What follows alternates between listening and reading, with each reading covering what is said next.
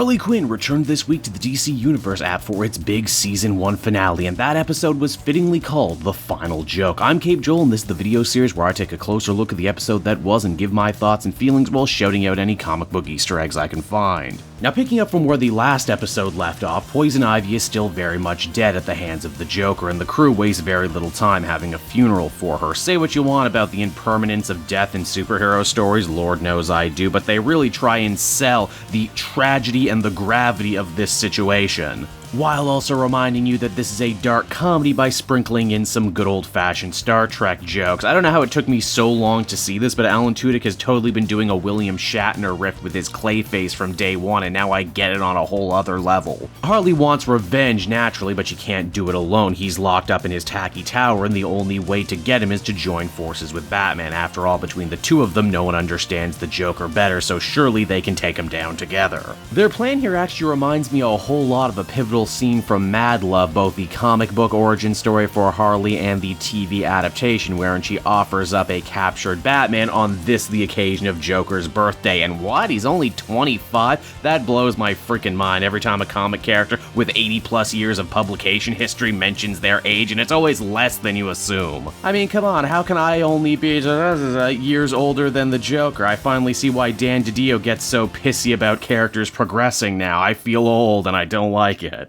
Of course, the Joker's no idiot. He sees through this ploy almost instantly, and Batman ends up getting captured alongside Harley's crew, meaning with no one left to challenge him, the Joker pretty much conquers all of Gotham City, even complete with his own roaming clown death squad. I did not see any of this coming, but it actually has a lot of shades of Emperor Joker to it from the comics. Only instead of just torturing Batman over and over again, he tortures Harley's crew too. At first, it's all pretty damn graphic. He pulls out King Shark's teeth, he pushes Cyborgman down some stairs, before getting funny again with Clayface and Psycho, cause again, it's still a comedy at the end of the day. Granted, heavy is the head that wears the crown, and being victorious doesn't sit well with Mr. J. He has everything he's always wanted, and because of the Scarecrow jumping the gun, he even now knows Batman is Bruce Wayne, despite not actually wanting to know. It's here the Joker's mind begins to drift to thoughts of Harley, of all things, the only person who's managed to elude him this whole time. In Joker's New World Order, Harley is public enemy number one, not that that stops her from visiting Ivy's grave one last time, wherein we see Kite Man has been living since her death, which is equal parts sweet and very sad.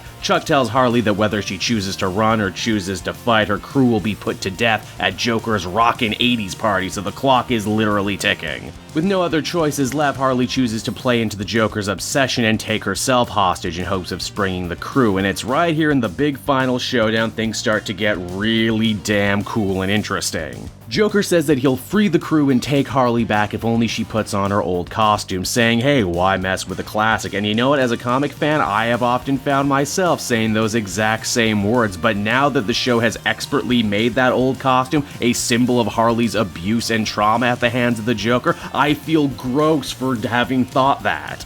That is damn good writing, and what's better writing is that Harley puts on the costume anyway to try and fake out the Joker, which means we basically get a big old fight scene with her wearing the OG suit anyway. This is the definition of having your cake and eating it too. By far my favorite part though is that Harley and the Joker had always planned to try and kill each other anyway, and we get honestly a really brutal fight scene between the two of them that culminates right back where it all started, the acid vats of Ace Chemical, which also happened to be inside the tower. Yeah, I know, don't think too hard on it. That one was a bit of a head scratcher, and so is what happens next, to be fair. You see, the Joker just doesn't want to kill Harley, he wants to erase her. No, not by melting her down into goo via acid like I thought. No, he's gonna toss her into the acid, which for some unexplained reason is going to reset her personality and make her normal again, which of course is a fate worse than death. I get the idea behind all of this, but it comes so fast, and at the very end, it never really got the explanation it deserved, but I suppose it works. Also, no surprise to anyone, Ivy lives again because this is comic books and no one ever stays dead. I really did, though, appreciate the fact that she made a crack about this not being a Disney movie moment, even though it has all the hallmarks of a Disney resurrection, right down to the tears of true love and friendship.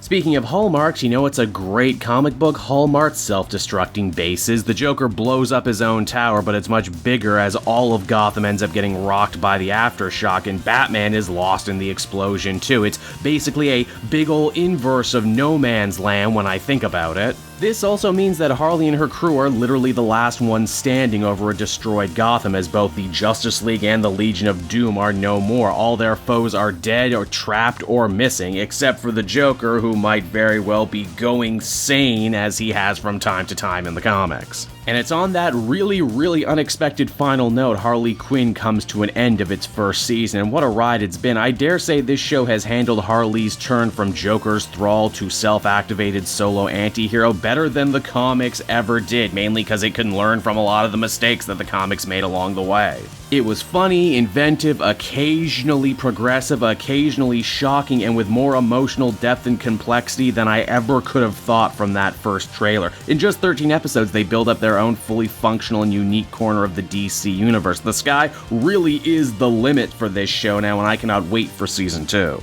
Until then, everyone, this has been Cape Joel. I hope you enjoyed this series of videos, and be sure to like and subscribe for more animated superhero content coming very soon.